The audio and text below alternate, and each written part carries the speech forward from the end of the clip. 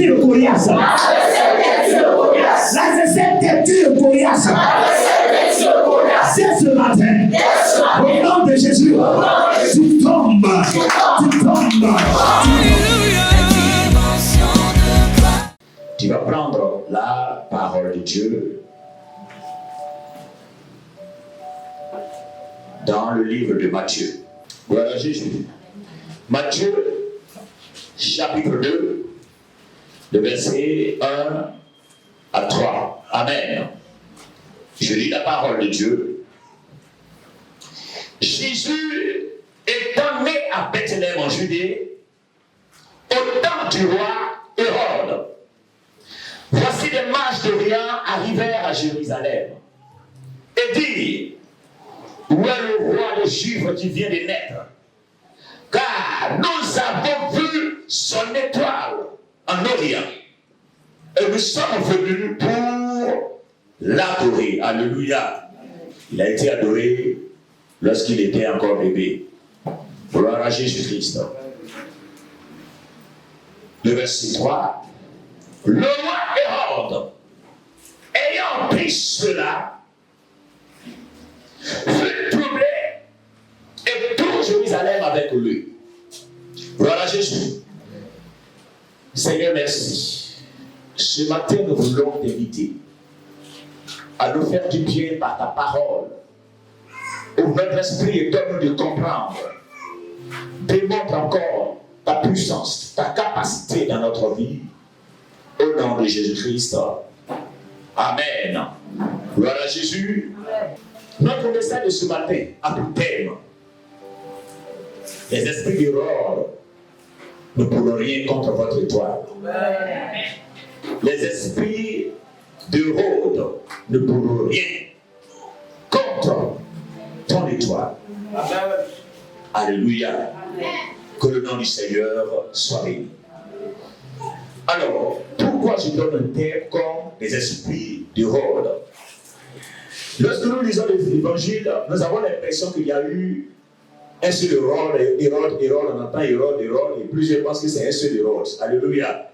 Il y a eu plusieurs Hérodes. Voilà Jésus. De la même manière, les sœurs de Jules César prenaient aussi le nom de César. C'est la même chose avec Hérode. Il y avait plusieurs Hérodes. Voilà Jésus. Alors, pourquoi les esprits d'Hérode? Parce que les Hérodes étaient des personnes qui luttaient contre les étoiles des autres. Les Hérodes étaient des personnes qui luttaient pour détruire la vie des personnes qui voulaient prier. Lorsque les personnes avaient de renommée, lorsque les personnes cherchaient à avancer, ils cherchaient aussi à les éteindre. Ils cherchaient à les nuire. Voilà Jésus.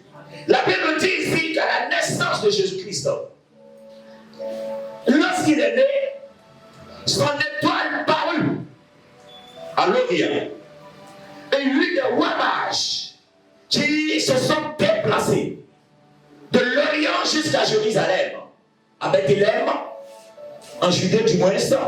Alléluia. Ils se sont déplacés jusqu'à Bethléem, en Judée, pour adorer le roi des rois qui venait de naître. Bébé déjà il a été adoré. Voilà Jésus.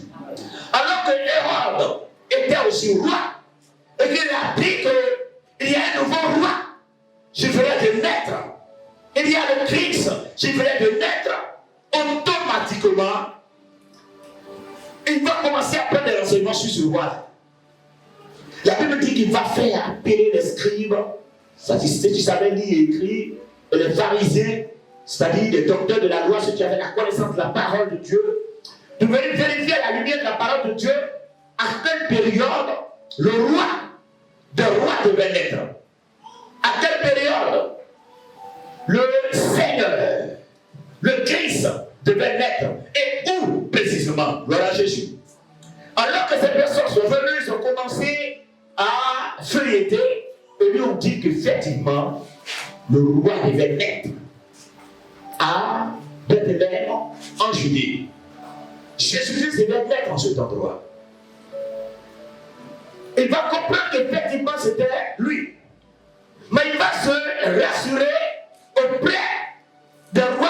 l'ange qui était venu, il va lui demander où est-ce que vous avez vu son étoile? Est-ce que vous avez la certitude que c'est lui? Il faut lui dire tout simplement, nous avons vu son étoile depuis l'Orient. Et nous avons suivi l'étoile jusqu'à lui. Lorsque nous sommes arrivés à son niveau, l'étoile s'est arrêtée sur lui. C'est alors que nous avons compris que c'est lui, le roi des rois, qui devait naître. Alléluia. C'est lui, le roi des rois, qui devait naître. Gloire à Jésus. Alors que le monde a su qu'il y a quelqu'un, il y a un roi, il y a une personne plus forte que lui, qui venait de naître, il va prendre des résolutions démoniaques. C'est-à-dire chercher à tuer cette étoile. Chercher à tuer Jésus-Christ. Quand bien même il était bébé, chercher à le détruire. Alléluia. Et la Bible dit que dans la nuit, un ange va venir sous les recommandations du Seigneur parler à Joseph. En songe, lui dit que Joseph, le roi qui vient de naître, le Christ qui vient de naître, lève-toi, prends-le et va en Afrique. Rends-toi en Égypte. Va te cacher en Égypte parce que Hérode va s'élever, va vouloir tuer cet enfant. Alors, si elle se prenait Hérode, il s'appelait Hérode le Grand. C'est lui le fondateur de leur dynastie. Alléluia. Et on appelle dynastie une descendance, les successions. Alléluia. La succession des souverains dans une même famille qui ont régné dans un pays. Moi, c'est ce qu'on appelle dynastie. Gloire à Jésus. Et donc, ce sont des personnes qui sont d'une même lignée, d'une seule famille, qui ont régné à cette époque. Et le premier Hérode, celui qui a fondé cette dynastie, il s'appelait Hérode le Grand. Et c'est lui qui a pris la résolution d'exterminer tous les enfants. Voilà Jésus. Parce que Jésus-Christ, au bon matin, du moment lorsque l'ange s'est révélé, alléluia, lorsque l'ange s'est révélé à Joseph, très tôt le matin, Joseph va prendre la nuit et il va prendre l'enfant, c'est-à-dire il ne faisait même pas encore un véritable jour, il va prendre l'enfant et fuir pour se rendre en Égypte, pour se rendre en Afrique. Voilà Jésus. Dis à ton voisin, c'est l'Afrique qui a protégé Jésus. C'est l'Afrique qui a protégé Jésus. Amen, amen. Ce n'est pas à cause de l'Afrique là. Vous allez le bouffer. C'est l'Afrique qui a protégé Jésus. Donc vous qui pensez que l'Afrique était continent maudit, ressaisissez-vous. Alléluia. Donc il va venir se cacher en Afrique. Et la Bible dit que Hérode va tuer tous les premiers-nés. Tous les enfants qui venaient de naître en Judée, ils ont tué tous les bébés. À cause d'un seul bébé. Parce qu'il ne veut pas qu'un bébé devienne roi. Donc il faut tuer tous les bébés. Bien aimé, lorsque nous naissons, notre étoile paraît quelque part. Alléluia. Et depuis ta naissance, il y a des personnes qui ont vu ton étoile dans la famille. Et ont commencé à lutter contre cette étoile. Afin que tu ne deviennes pas une personne importante. Déjà, lui, il t'a pointé de ton étoile. On lutte pour détruire cette étoile. On t'a dit que tu n'as pas droit à ce bonheur. Pourquoi ton étoile brille comme ça? Tu es un enfant. Il arrive que dans certaines familles, une personne avait déjà un grand nom. Mais quand tu nais, c'est-à-dire cette personne qui avait déjà un grand nom, c'est Hérode, le grand. Et comme tu nais, et ton nom devait être plus grand que cette personne-là, celui qu'on voit comme le tonton, la tantine, qui est la plus pénible dans la famille. Tu ne veux pas que son nom s'éteigne. Un jour, c'est cette personne-là qui va même commencer à te combattre. Alléluia.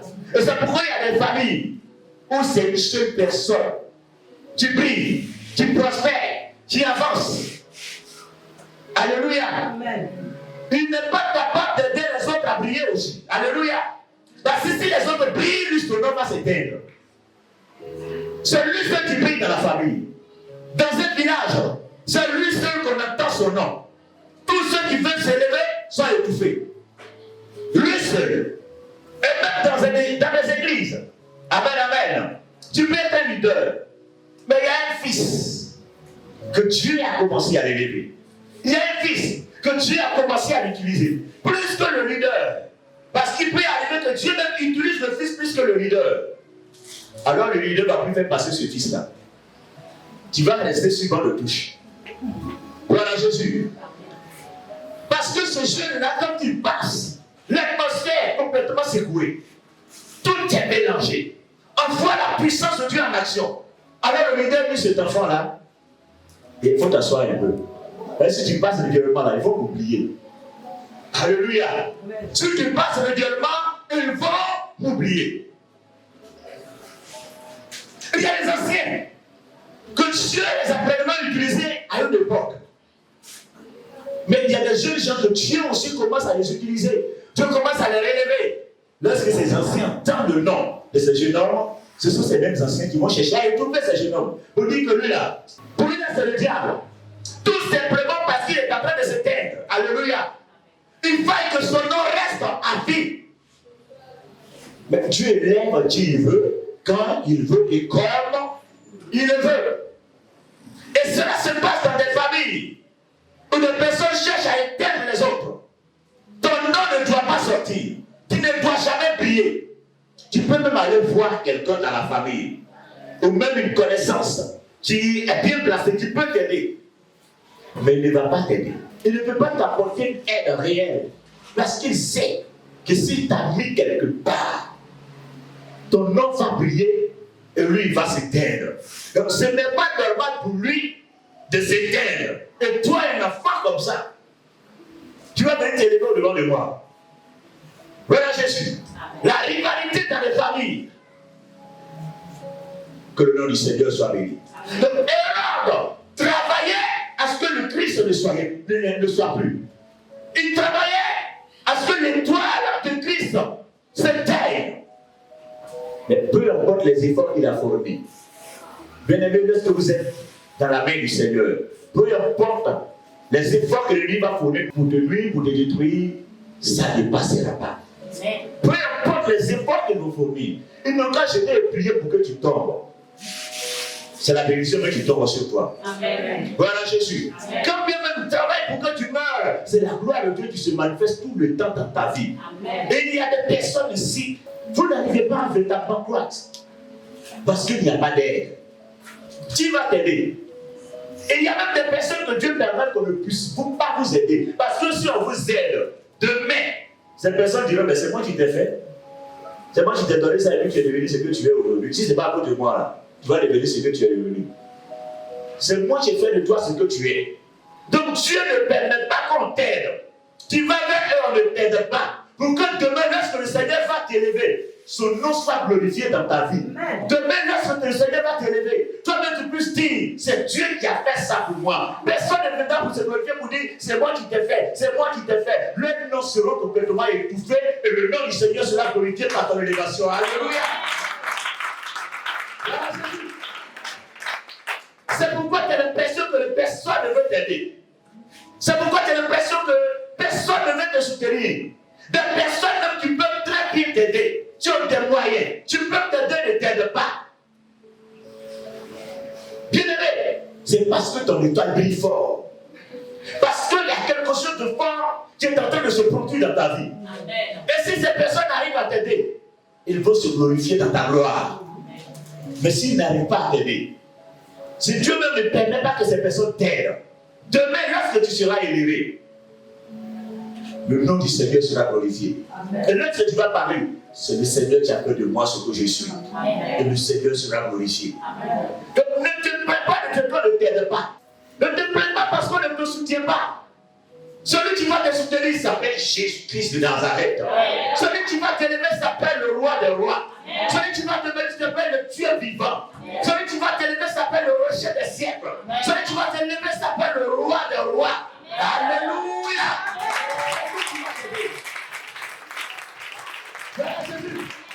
Pour lui seul son nom, il va t'aider. Mais Hérode s'est battu et il a échoué. Il a échoué. Et la Bible dit que lorsque Joseph a pris sa femme, Marie, et Jésus-Christ, lorsqu'ils sont partis en Égypte, en Afrique, j'aime dire l'Afrique parce que c'est l'Afrique, alléluia. La Bible dit qu'ils sont restés là-bas jusqu'à la mort d'Hérode le Grand. Et lorsqu'Hérode est mort, c'est alors qu'ils sont revenus. Alléluia.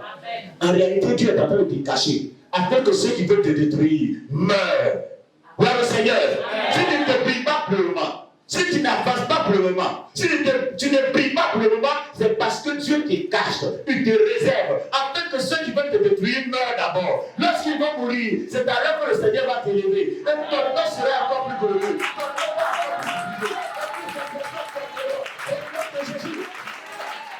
Gloire au Seigneur. Arrête de te plaindre, c'est quand tu n'avances pas.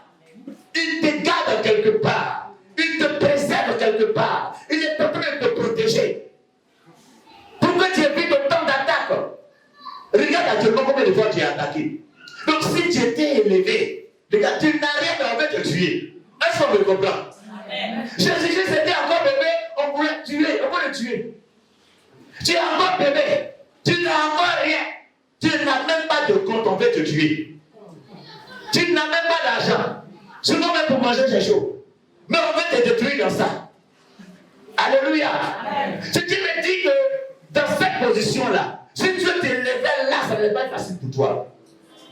Mais tous ceux qui en veulent dans ta vie, lorsqu'ils vont mourir, c'est alors que le Seigneur va t'élever. Lorsqu'ils vont tomber, c'est alors que le Seigneur va t'élever. Lorsqu'ils vont commencer à périr, c'est alors que le Seigneur va t'élever. Et quand tu vas commencer à marcher, leur nom serait déjà effacé. Et tu vas commencer à prier, prier, prier, prier, prier, prier, prier. Alléluia. Gloire à Jésus. C'est comme ça que Dieu fonctionne. Mais le plus souvent, lorsqu'on ne sait pas comment Dieu fonctionne, on ne sait pas comment Dieu veut marcher avec nous, on est effrayé, on est tourmenté, on est dans la désolation, dans la tristesse, on ne sait même pas où mettre la tête. Pourquoi je souffre comme ça? Est-ce que Dieu ne m'a pas oublié? Dis à ton voisin, il ne t'a pas oublié. Il te réserve pour de grandes choses. Il te préserve de grandes choses. Alléluia. Gloire à Jésus. Tu ne penses pas que tu vas rester dans une telle situation. Ton Hérode doit mourir. Lorsqu'il va mourir, c'est alors que le Seigneur va t'élever. Gloire à Jésus-Christ. Alors, Hérode le Grand va mourir. Alors que Hérode le Grand est mort, il y a un autre Hérode qui va apparaître. Et ce Hérode-là, la Bible parle de lui en Luc 3, le verset 19 au verset 20. Il s'appelle Hérode d'Antipas. Ou aussi, on peut l'appeler Hérode le tétrarque. Le nom qui est resté sur lui, c'était Hérode le tétrarque. Mais en réalité, c'est Hérode d'Antipas. Et ce Hérode d'Antipas, c'est le fils de Hérode le Grand. Alléluia. Le père était méchant, le fils aussi est méchant. Gloire au Seigneur. Il y a des familles comme ça. Le père mauvais, les fils sont mauvais. Le père voleur, le fils est voleur. Le père ment, le fils ment. Gloire à Jésus. Il y a des familles où c'est comme une malédiction qui est sur eux. S'il y avait une telle malédiction dans ta famille, cela ne prévaudra plus jamais au nom de Jésus-Christ. Tu ne seras plus jamais au nom de Jésus-Christ. Même si ton père n'a pas réussi, toi tu réussiras au nom de Jésus-Christ. Même si ton père n'a pas avancé, toi tu vas avancer au nom de Jésus-Christ. Même si ton père était pauvre, toi tu mourras riche au nom de Jésus-Christ. Ce qui était sur ton père ne t'arrivera pas au nom de Jésus-Christ. Le cordon ombilical démoniaque, tu te dis à ton père brisé au nom de Jésus-Christ. Dis à ton voisin, je serai plus grand que mon père. Je serai plus grand que ma mère. Ce qui est arrivé à ma mère ne va pas m'arriver. Ce qui est arrivé à mon père ne va plus m'arriver. Au nom super de Jésus. Alléluia. Tu n'es pas venu pour accompagner les autres. Ne regarde pas ta situation pour te juger toi-même. Regarde plutôt l'étoile qui est devant le toit. Regarde plutôt ce que le Seigneur est en train d'établir pour toi. Regarde plutôt ce que le Seigneur a tracé pour toi. Regarde plutôt le plan de Dieu pour toi. La Bible dit, en Jérémie 29, verset, on dit, je connais des projets que j'ai pour toi. Des projets de paix et non de Alléluia. Que si ces choses arrivent, c'est une formation spirituelle. Dieu est en train de te préserver. Il est en train de te garder. Ne pense pas que c'est la fin. Et de toutes les façons, la fin d'une chose vaut mieux que son commencement. Et ta fin sera mieux qu'actuellement. Alléluia. Ta fin sera meilleure. Ta fin sera meilleure. Ta fin sera meilleure. Ta fin sera meilleure. Avec Jésus, c'est comme ça. Amen. Et là, donc il passe.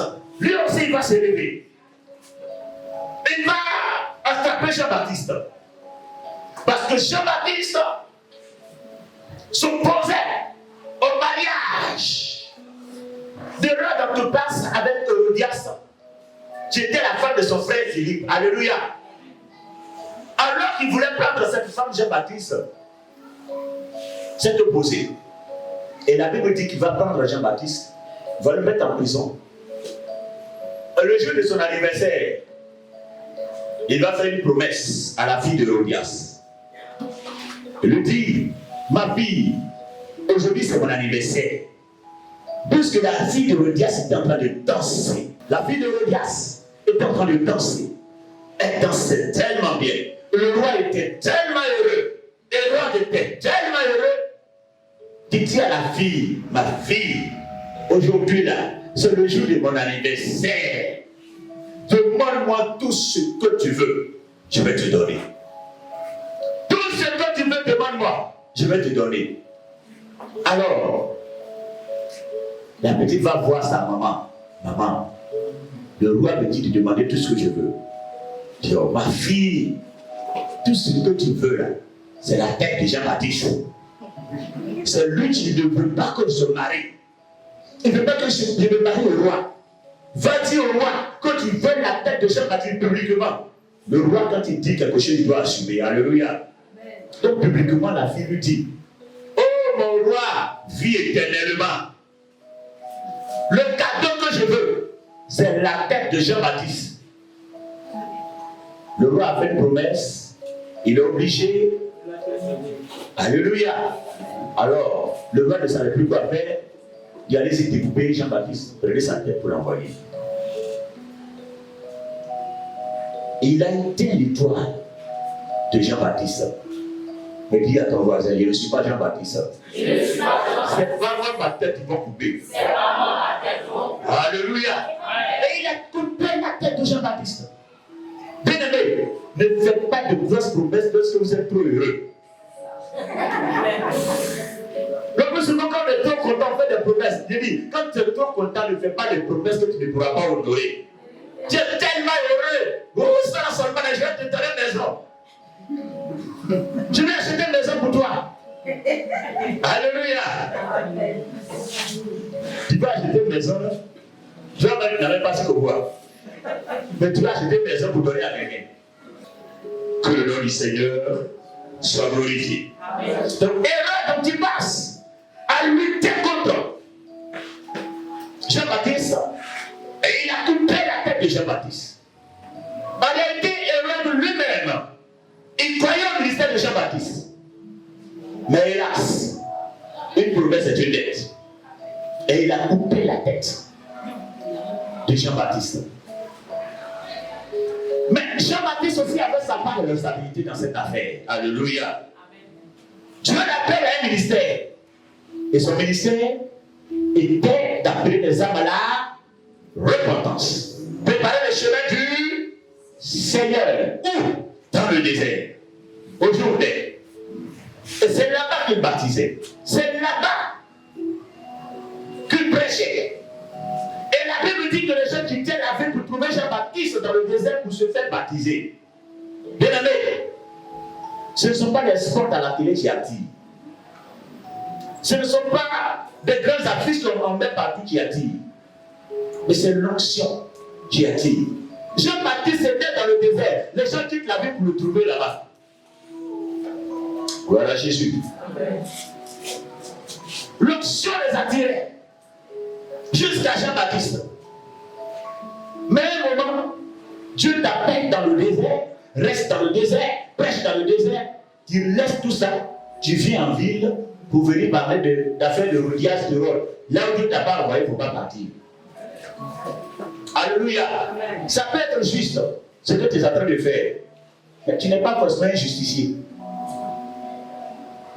Dieu est le juste juge et il sait ce qu'il fait. Là où Dieu ne t'a pas envoyé, il ne faut pas partir.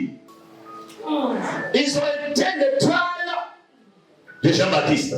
Mais tu n'es pas Jean-Baptiste. Ton étoile ne sera pas à terre. Ton étoile ne sera même pas éteinte. Alléluia. Personne ne pourra t'éteindre parce que tu n'es pas Jean-Baptiste. Gloire à Jésus. Peu de temps après, dans le livre des Actes des Apôtres, le chapitre 12, le verset 1 sur le verset 3, il y a un de l'ordre qui va apparaître. Hérode Agrippa Ier. Hérode Agrippa. Voilà Jésus. Acte 12, 1 à 3. Et Hérode Agrippa, la Bible dit qu'il va mettre la main sur la fille de Jacques. Il va attraper Jacques, qui fut l'un des apôtres. Il a été décapité. Voilà Jésus. C'est lui le Seigneur, ce n'est pas du jeu. Hein? Il a attrapé Jacques pour le tuer. Ils l'ont découpé. Alléluia. Et la Bible dit que lorsqu'ils ont fini de découper Jacques, et que les gens ont vu, les Juifs étaient heureux de voir que la personne qui avait une grande réputation, la personne qui était dans le mélanger, il a été arrêté et tué. Hérode a vu, le peuple était heureux. Il dit bon, allez-y attraper Pierre encore. Gloire à Jésus. Alléluia. Mais Pierre n'est pas Jacques. Toutes les étoiles ne brillent pas de la même manière. Toutes les étoiles ne brillent pas de la même manière. Et les étoiles qu'on ne peut pas éteindre. Vous allez les poursuivre, mais vous ne pouvez pas les éteindre. Alléluia. Vous allez lutter contre ces étoiles, mais vous ne pouvez pas les éteindre. Toutes les étoiles ne sont pas les mêmes.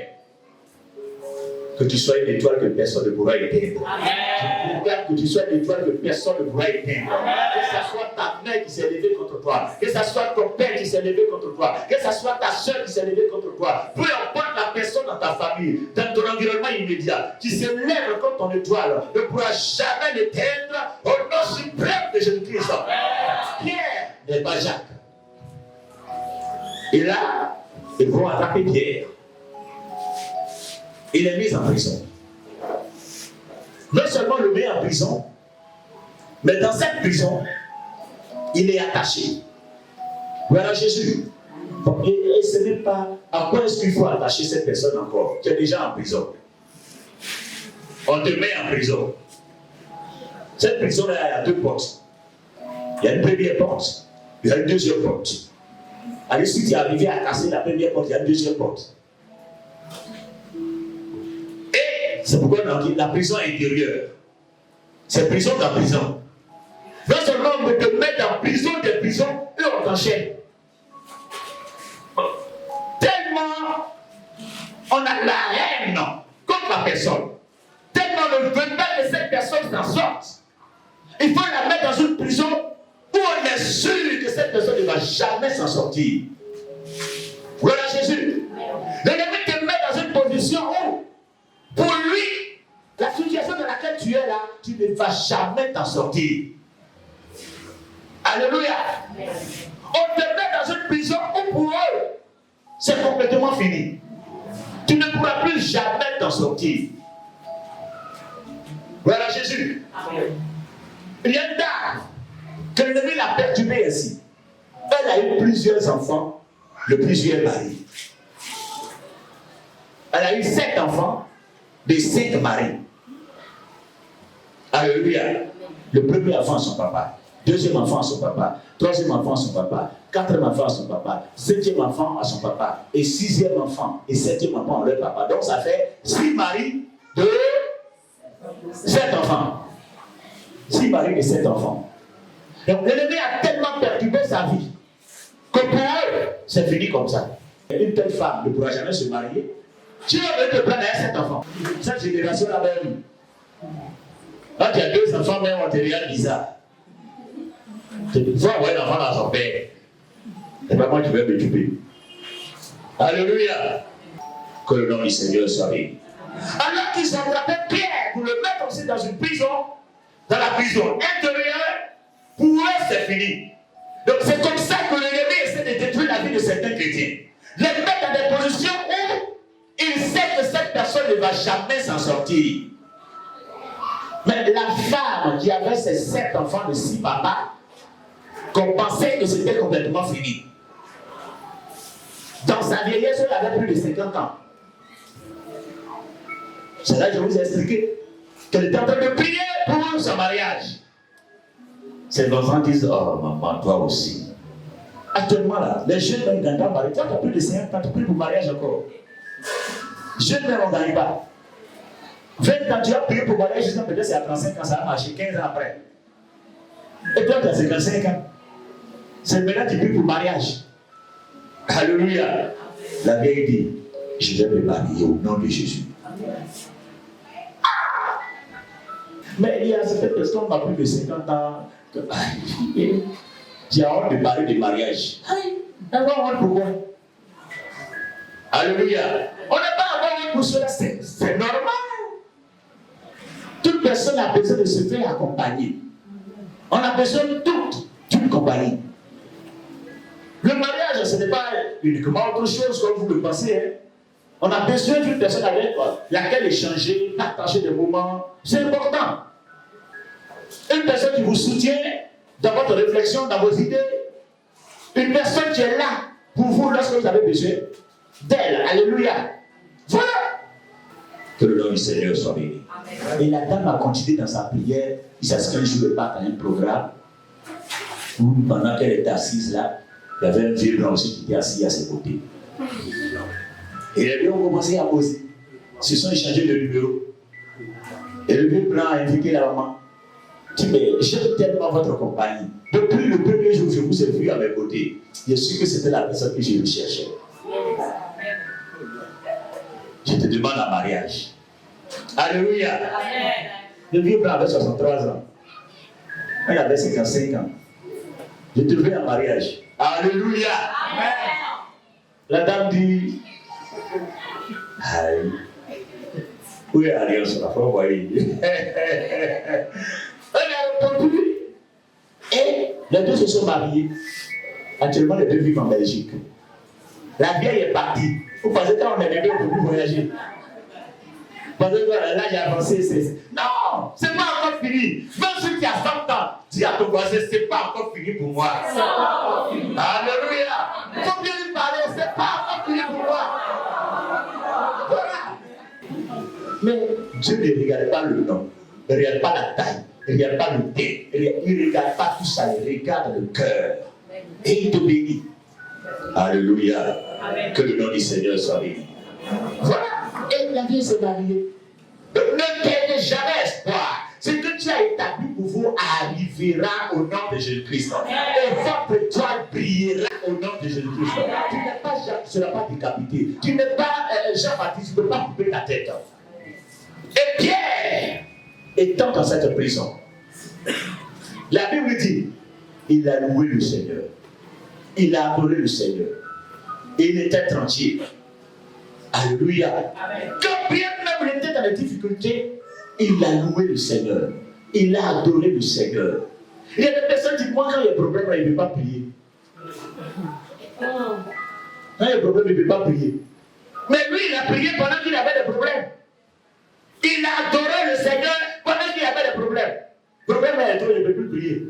Moi, j'ai prié, je suis fatigué, il n'a rien eu. Tu es fatigué. C'est que ce que tu recherches là, elle n'est pas importante pour toi. Sinon que lorsque vous recherchez une chose importante, tant que vous n'avez pas encore eu cette chose, vous continuez de courir après la chose. Alléluia.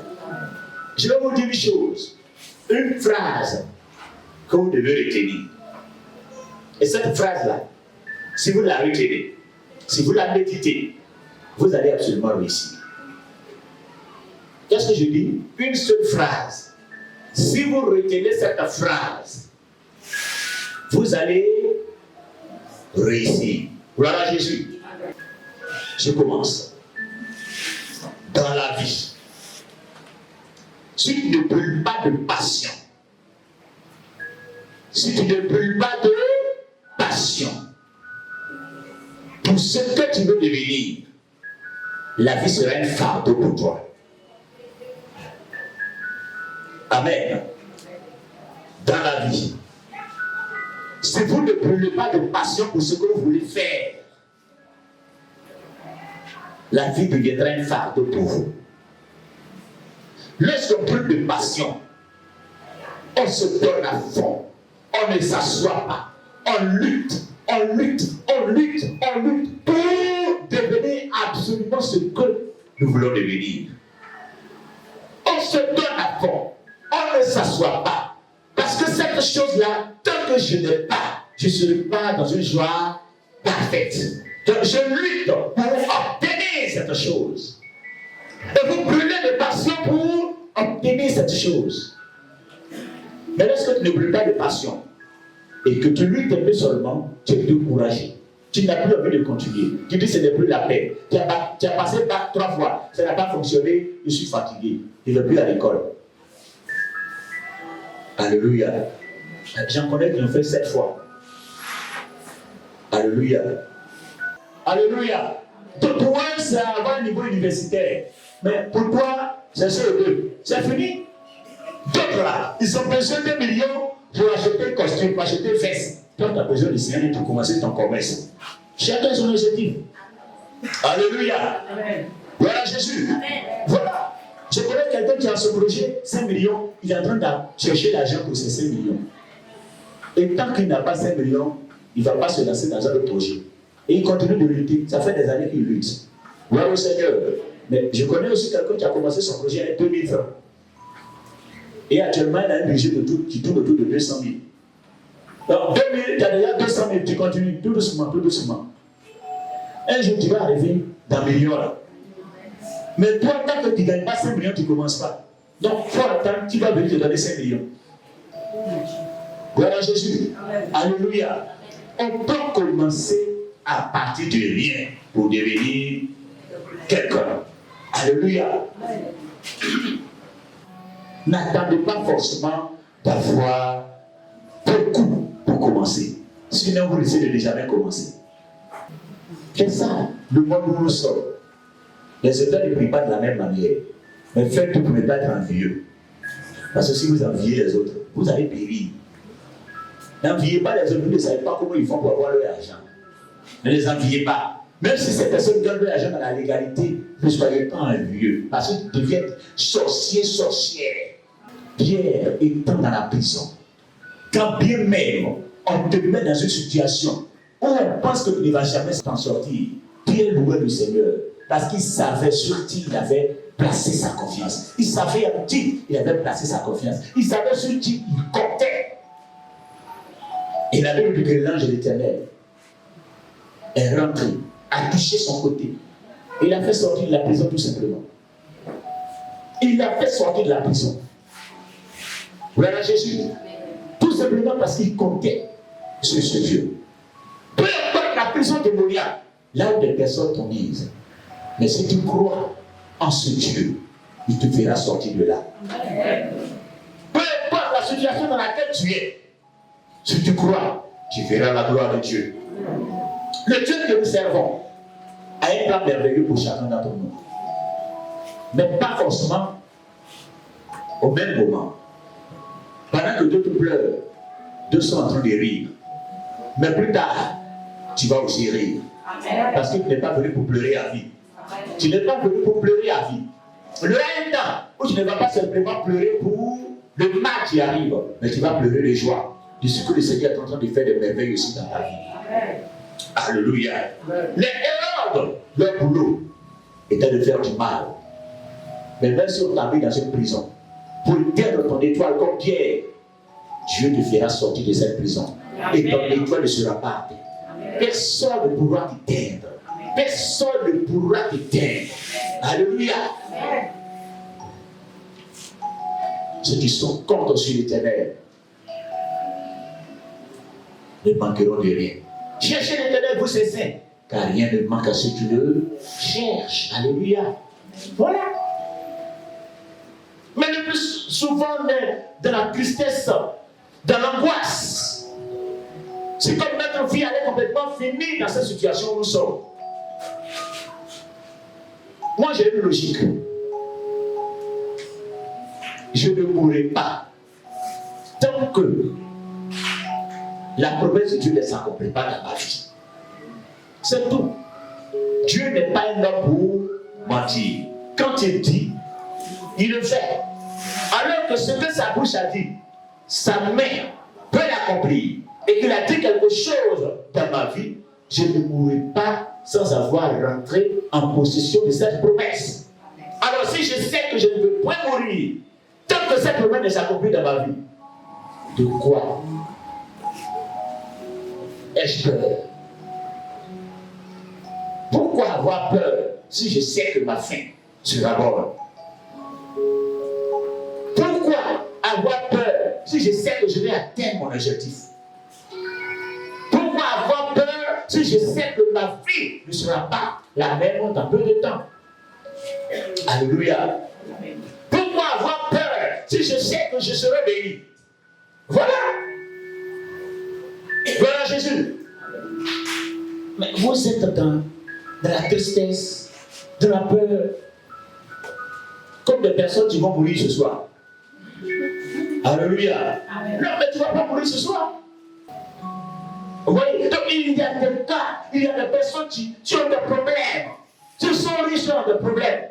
Ne pensez pas que vous êtes les seuls. Quand tu dors dans la maison, ce soir, si tu te plains, ça ne finit pas. Mais tu dors dans la maison. Donc, dors dans la rue. Tu manges matin, midi, soir. Au lieu de l'homme voir au Seigneur, parce que tu manges matin, midi, soir, tu te plains, ça ne finit pas. D'autres ne gagnent pas à manger. Alléluia. Amen. Sois fidèle dans le peu de choses, alors le Seigneur t'accordera de plus grandes choses. Mais le peu même qu'il te donne la main. Je suis fatigué. Ça veut dire que je suis fatigué. Voilà Jésus. Amen. Il faut avoir la volonté. Soyez objectifs. Luttez pour atteindre le objectif que vous êtes fixé. Avec la grâce de Dieu, on réussit toujours. Avec Jésus, on réussit toujours. Amen. Voilà. Mais, attends, il y a des personnes qui ont été victorieuses que toi, qui sont couchés à la morgue, sur les lits des hôpitaux, qui sont décédés cette nuit là même. Alléluia. Mais toi, tu vis. Et ça, c'est la grâce de Dieu. C'est volontairement qu'on va se coucher pour nous endormir. Mais ce n'est pas volontairement qu'on se lève. C'est Dieu qui fait qu'on se lève le matin. Parce qu'il pouvait retirer ton souffle la nuit et puis c'est fini. Et puis le mois, tu penses que tu es grand là. Ça va s'arrêter là. Mais il faut faire la grâce de te coucher, de te réveiller, de te lever. Tu as petit déjeuner, tu manges. À midi, tu manges. Le soir, tu manges. Ton ventre grossit. Et tu te plains. Amen. Avant, tu n'avais pas jour. Maintenant, tu as jour. Mais tu te plains. Alléluia. Tu te plains. C'est pas normal. C'est pas normal. Tu veux voir sa vie changer. Amen. Tu veux voir sa vie changer. Amen. Commence par changer toi-même. Amen. Voilà. Tant que tu ne changes pas, ta vie ne changera pas. C'est clair. Moi, je ne suis pas du genre de Dieu. Ton miracle arrive, ta bénédiction arrive. Tant que tu ne changes pas, tu ne seras pas béni. Tu vas brûler ta dos. Il faut changer. Voilà. Ta bénédiction se trouve dans ton action. Voilà. Lève-toi et tu verras les choses changer. Mais si tu restes dans la même routine, tu penses que les choses vont évoluer? Non. Ça ne peut pas évoluer. Refuse la situation dans laquelle tu vis. Ta présence en moi devient. Ta présence en moi devient. Je veux t'expérimenter. Je veux dimension de toi. Jésus, je désire ta présence. Que ta présence en moi devienne. Ta présence en moi devienne. Je veux.